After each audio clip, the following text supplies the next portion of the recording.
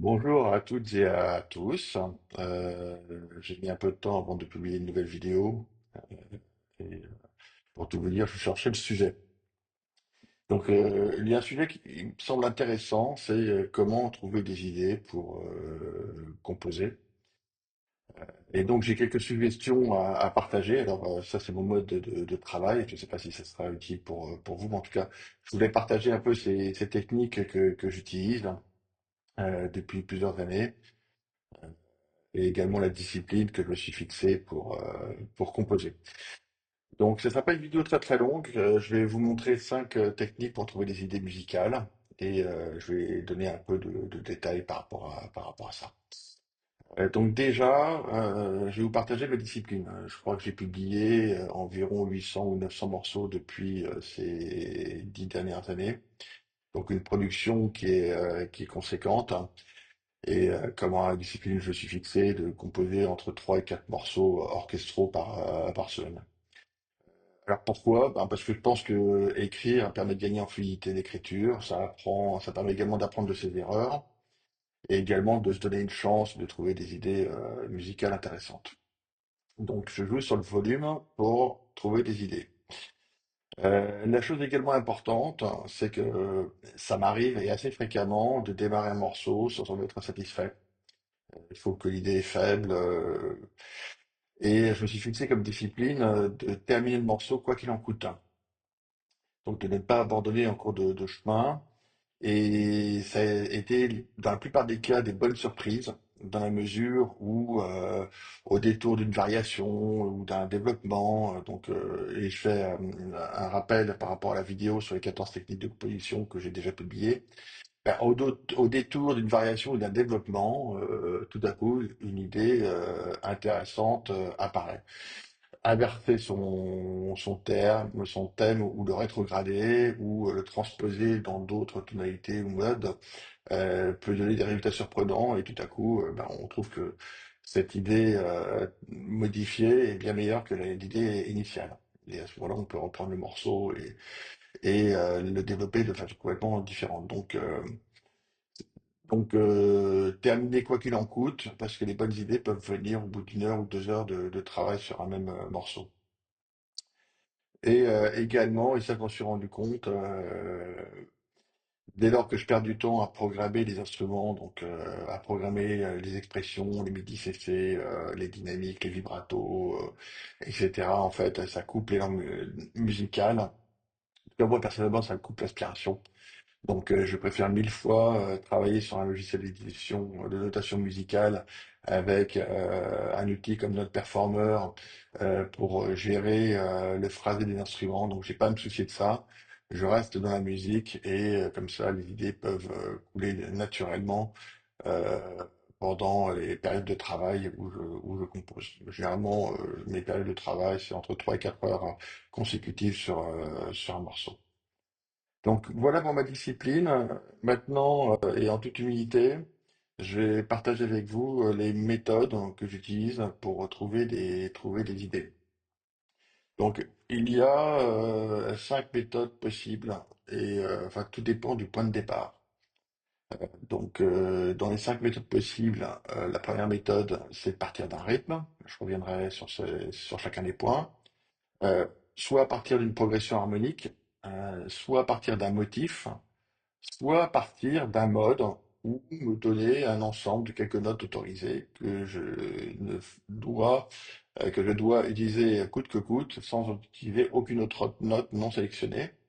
Et enfin, le son qui, par sa nature, peut vous inspirer des idées musicales bien différentes. Voilà. Donc, je reviens maintenant sur ces 5 points.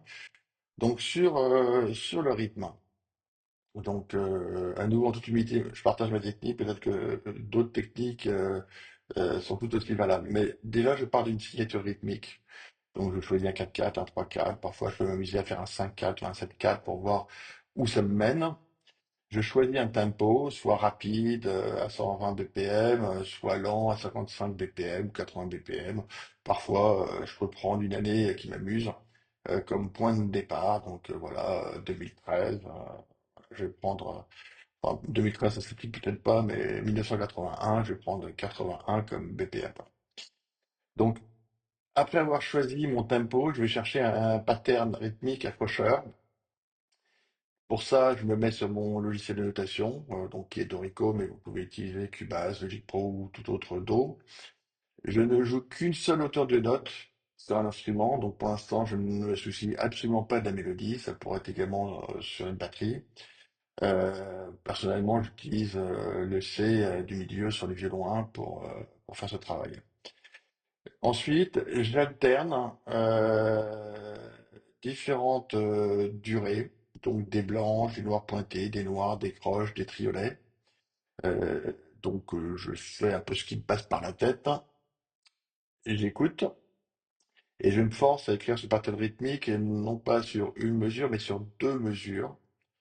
Deux mesures en me forçant à créer une tension sur les derniers temps de la seconde mesure, dans l'idée de relancer le rythme sur les mesures 3 et 4, qui vont être une copie conforme, en tout cas ça c'est ma technique, une copie conforme des mesures 1 et 2, et que je fais parce que je compose essentiellement ce qu'on appelle des formes sentences, hein, sur 8 mesures, hein, qui prennent un motif, hein, de deux mesures, qui est répété sur la mesure 3 et 4 avec des transpositions, qui est ensuite fragmenté sur les mesures 5 et 6, et ensuite qui se termine par les cadences sur la mesure 7 et 8. Donc c'est la forme sentence que je respecte le plus souvent, et donc j'ai besoin d'un pattern rythmique sur deux mesures, pas une, ni trois, ni quatre. Voilà.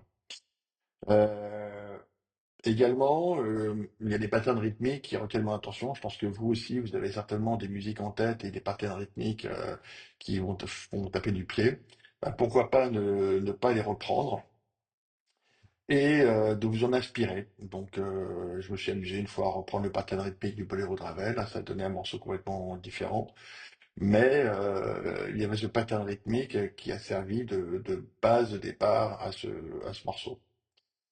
Et donc, comme disais, écrire ensuite le motif sur deux mesures, en se basant sur ce pattern rythmique, et appliquer la forme sentence pour développer les 8 mesures. Et à partir de vos 8 mesures, utiliser les 14 techniques dont j'ai fait une vidéo pour construire le morceau entier, si ces techniques vous parlent. Donc voilà pour la première approche, partir par le rythme. La deuxième approche, c'est de partir par une progression harmonique, hein, et ça, je sais que on est nombreux à le faire. Je ne pars pas systématiquement d'une progression harmonique, j'ai plutôt tendance à partir d'un pattern rythmique, mais bon, progression harmonique également, et c'est plus facile pour moi généralement de le faire au piano. Donc, quelques règles que je me suis fixées, c'est déjà de garder les formes cadentielles pour la fin. Donc les 4 ou les 2 5 1, je le garde vraiment pour la forme cadentielle au dernier moment. Je vais beaucoup utiliser des marches harmoniques, donc des montées ou des descentes à la quinte, à la tierce, à la quarte de mes accords, en restant autant que possible dans la tonalité et dans le mode. Ce qui est intéressant également, c'est pour donner de l'élan à la musique, c'est de moduler. Alors, il y a deux techniques de base pour moduler que je souhaite partager. Il y a première technique qui est d'utiliser une sixte augmentée. Alors, les sixtes augmentées, je vous laisse regarder sur Wikipédia. Il y a l'italienne, la française et l'allemande.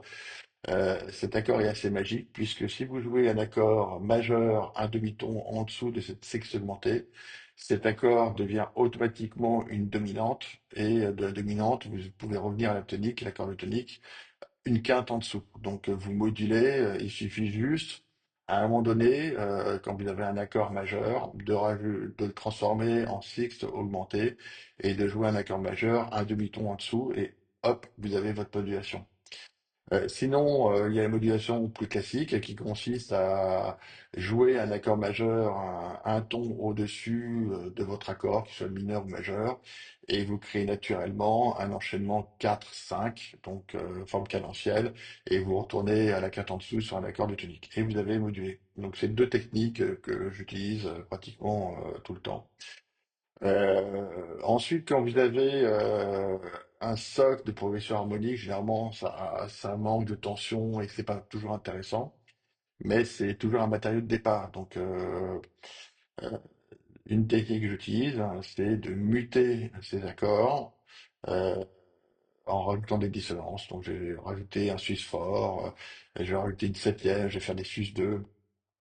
en m'assurant que je respecte les règles harmoniques, à savoir que mes dissonances soient préparées et qu'elles soient résolues dans les accords suivants. Parfois, et ça c'est ce qu'on entend souvent dans les morceaux de rock, euh, il y a des notes étrangères que l'on appelle des hooks. C'est une note qui n'est pas dans la tonalité et dans le mode. Vous allez rajouter tout à coup un fa dièse. Ça va créer une tension inattendue et ça peut vous aider à trouver un enchaînement harmonique qui soit original et qui captive l'attention. Il y a une technique également que je vous invite à pratiquer, ce sont les doubles accords, parce que sincèrement, les accords majeurs, mineurs, diminués, les septièmes, les onzièmes, tout ça, on en a beaucoup entendu. Ce qu'on entend également beaucoup, mais qui n'est pas forcément toujours pratiqué, ce sont les doubles accords. C'est une technique qui est vraiment utilisée à profusion chez John Williams. Et à titre de double accord, vous avez par exemple le C omet 3 plus un accord de Ré majeur, donc C omet 3 plus D. Et en fait, c'est un accord qui joue les notes Do, Ré, Fa dièse, Sol, La. Essayez au piano, ça sonne bien. Et parfois, John Williams ne s'ennuie pas plus que ça. Il plaque cet accord, ce double accord sur 8 mesures et il construit son thème sans changer l'harmonie. Mais l'harmonie est tellement instable qu'on s'en rend pas compte et ça crée une atmosphère absolument merveilleuse dans sa musique. Comme pour le rythme, hein, bah, il faut s'inspirer des progressions harmoniques qui vous plaisent. Il y a certaines progressions harmoniques de Hans Zimmer, de John Williams, hein, bah, qui sont pas enfin, que vous pouvez utiliser comme source d'inspiration. Il ne s'agit pas non plus de tout reprendre parce que sinon vous copiez, mais de vous inspirer de certaines progressions harmoniques qui vous plaisent. Et une fois que vous avez votre socle harmonique, bien évidemment, c'est de développer les 8 mesures de votre thème à partir de cet enchaînement harmonique. Euh, et parfois, vous voyez une progression harmonique qui est vraiment de base. Parfois, ça m'arrive de faire 2 accords qui s'alternent sur 8 mesures. Euh, donc ça revient un peu à un double accord, simplement que ce double accord est joué sur 2 mesures différentes. Euh, Ça marche très bien également. On peut parfois ne pas chercher des idées trop compliquées en termes d'harmonie. Donc voilà pour la deuxième approche, l'approche progression harmonique. Il y a ensuite le motif. Alors, le motif, si on se réfère à la méthode sentence développée par Kaplan et qui est développée dans l'une de mes vidéos, hein, c'est essentiellement un motif qui porte sur 2 mesures. Généralement, entre 3 à 5, 6 notes, pas plus. Et l'astuce, ou en tout cas la pratique, c'est d'inverser, rétrograder, transposer les notes, bref, muter vos 5 notes dans tous les sens par rapport à votre pattern rythmique. Et si vous avez regardé le documentaire sur John Williams qui a été publié sur Disney Channel, il y a un passage où John Williams est interviewé et il explique que pour créer le thème de rencontre du troisième type, tin, tin, tin, tin, tin, il a fait plusieurs dizaines de mutations. On voit les partitions, il y a plusieurs pages gribouillées de ces 5 notes prises dans tous les sens et jusqu'à ce qu'il trouve le thème de rencontre du troisième type qui a été sélectionné par Steven Spielberg. Donc, donc un travail un peu bourrin, mais si John Williams le fait, il n'y a pas de raison qu'on ne le fasse pas nous-mêmes. Ça peut apporter des trouvailles absolument géniales. Et ben, une fois qu'on a trouvé le motif hein, sur 2 mesures, utiliser la technique sentence de Kaplan pour construire les 8 mesures et ensuite développer, construire le morceau avec des variations, des développements. Donc voilà pour le motif. Euh, et j'insiste sur ce point, inverse, enfin triturer le motif dans tous les sens, en faire une dizaine, une vingtaine, une trentaine de versions jusqu'à trouver le motif intéressant. Ensuite, il y a les modes et les notes autorisées. J'ai constaté dans certains morceaux de musique que le compositeur s'était forcé à n'utiliser que 4 notes de la gamme, parfois 5 notes de la gamme, pendant 8 mesures complètes. Donc globalement, il s'est contraint dans un mode, alors mineur, majeur, lydien, mixolydien, dorien. mais parfois il a construit sa propre gamme en fonction du feeling qui était recherché. Donc c'est intéressant de construire ces gammes, de choisir les 4 ou 6 notes qui composent sa gamme.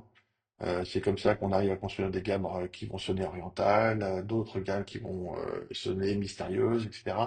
Donc construire sa gamme au piano, noter, et se fixer comme discipline que de n'utiliser que ces notes de la gamme. Et ça va créer normalement le feeling recherché pour la composition. Donc, et bien sûr, se tenir à ces notes et ces modes autorisés. La dernière méthode, c'est bien évidemment le son. Alors, personnellement, moi, le son d'un instrument peut être très inspirant.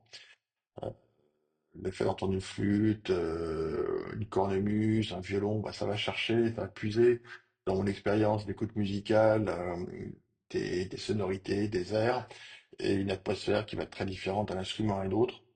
Donc parfois, pour composer, bah, commencer par un instrument qui soit pas toujours le même, mais pas toujours celui que vous utilisez en permanence, mais un autre. Et parfois, ça peut vous conduire à écrire un thème qui soit vraiment très différent de ce que vous avez l'habitude d'écrire. Et pour ça, le piano est un peu limitatif, hein. C'est que le piano, malheureusement, quand on compose, moi j'ai beaucoup improvisé au piano depuis que j'ai 11 ans. Mon problème, c'est que mes doigts vont toujours au même endroit. Et le son du piano bah, sonne toujours comme le piano. Donc, on finit par tourner en rond en se mettant au clavier.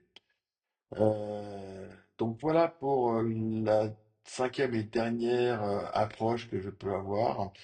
Euh, alors, soyons réalistes, hein, tout ça se fait pratiquement simultanément. Euh, le motif peut vous amener à travailler le rythme peut vous amener à travailler l'harmonie, l'harmonie peut vous amener à travailler le mode ou la gamme, et inversement, donc tout ça, ça tourne.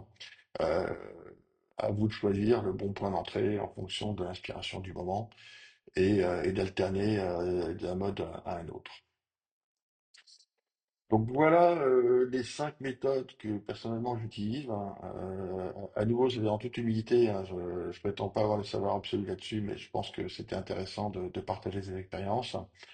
Euh, Composer est une passion. Je pense que si vous regardez cette vidéo, c'est que vous prenez beaucoup de plaisir à écrire de la musique, hein, et que vous passez du temps à vous perfectionner. Comme moi aujourd'hui, je passe mon temps encore à apprendre et encore beaucoup de choses à apprendre. Donc voilà pour ce partage, ce retour d'expérience. Je vous souhaite une bonne journée, une bonne soirée à vous et surtout de l'inspiration et des très belles compositions. À bientôt, au revoir.